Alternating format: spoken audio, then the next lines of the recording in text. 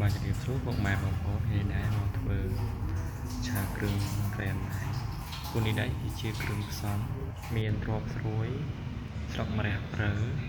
มาเตะกระหอมเป็นได้ยังมันจะประดามหันคนละไกร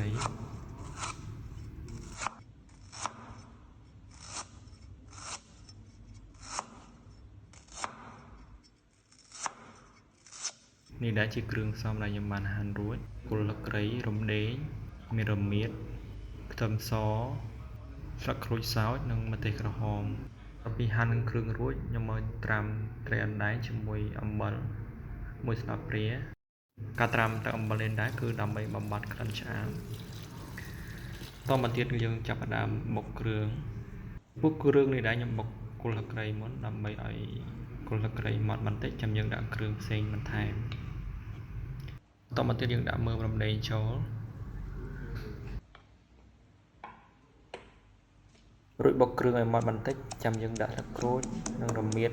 ម្ទេសក្រហមនិងខ្ទឹមសចូល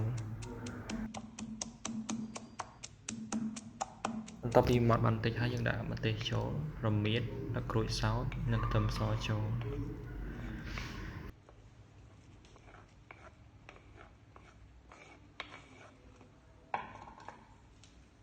បន្ទាប់មកយើងចាប់ផ្ដើមបុកគ្រឿង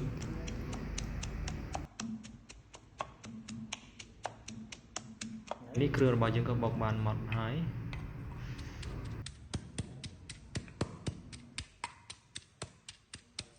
បន្ទាប់ពីបុកគ្រឿងបានម៉ត់យើងចាប់ផ្ដើមមកលាងចម្រះត្រីចំពោះត្រីនេះដែរគឺខ្ញុំលាងចម្រះចំនួន3ទឹកដើម្បីបំបត្តិក្លិនឆ្អាបចំពោះត្រីអណ្ដែងដែរបើសិនជាយើងលាងមិនបានច្រើនទឹកវានៅជាប់ក្លិនឆ្អាបនិងរអិល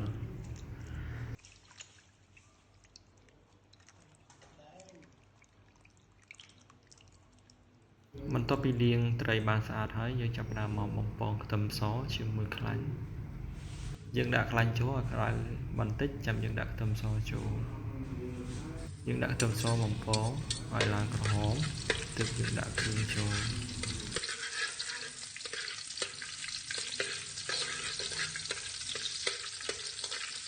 នេះ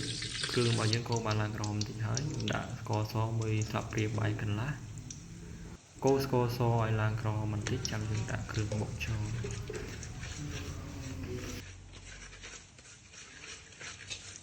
យើងចាប់ដើមដាក់គ្រឿងបុកចូលកូរត្រឡប់ឲ្យឈ្ងុយបន្តិចរួចយើងថែមទឹកចូលបន្តិចដើម្បីកុំឲ្យគ្រឿងរបស់យើងកូរពេករួចកូរត្រឡប់ចូលឡើងហើយរំងាស់ទុកបន្តិចពេលនេះដែរគ្រឿងរបស់យើងបានរំងាស់ឲ្យពុះបន្តិចហើយបន្ទាប់មកយើងចាក់សាច់ត្រីអណ្ដែងចូលចំពោះត្រីអណ្ដែងនេះដែរយើងចាក់ចូលហើយកូរត្រឡប់រួចរំងាស់ទុកមួយពុះ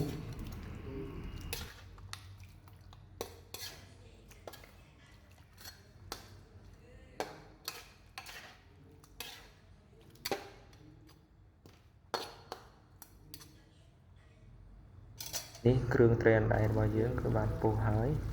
យើងរំងាស់ទុកចោលបន្តិចដើម្បីឲ្យសាច់ត្រីអណ្ដែងជាមួយគ្រឿងបានចូលជាតិគ្នាបានល្អមួយវិញទៀតឲ្យត្រីអណ្ដែងរបស់យើងបានពណ៌បន្តិចទើបយើងដាក់បន្លែចូលបន្ទាប់ទៀតយើងដាក់បន្លែចូលគឺជាទ្រព្យត្រួយរបស់យើងរួចកូរត្រឡប់ចូលឡើងឲ្យគ្រឿងជាមួយទ្រព្យនិងសាច់ត្រីអណ្ដែងបានចូលជាតិគ្នាបានល្អយើងរំងាស់ទុកបន្តិចឲ្យត្រីអណ្ដែងនិងទ្រព្យត្រួយរបស់យើងបានផុយបន្តិចបន្ទាប់ពីត្រីអណ្ដែងនិងទ្រព្យបានផុយបន្តិចហើយយើងចាក់ម្រះព្រៅចូលព្រោះម្រះព្រៅនេះដែរយើងមិនដាក់យូរពេកទេគឺយើងដាក់មកល្មមហើយបិទក្រាស់ដើម្បីកូរត្រឡប់ស្លឹកម្រះព្រៅរបស់យើងឲ្យបានឈ្ងុយនិងពណ៌និងខៀវបានល្អពេលនេះដែរឆាគ្រឿងត្រីអណ្ដែងរបស់យើងក៏បានឆ្អិនខ្ញុំបាទក៏សូមអរគុណច្រើនសម្រាប់បងប្អូនការទស្សនាវីដេអូរបស់ខ្ញុំបើបងប្អូនស្រឡាញ់ពេញចិត្តសូមបងប្អូនជួយ like និង follow page របស់ខ្ញុំមួយផងសូមអរគុណ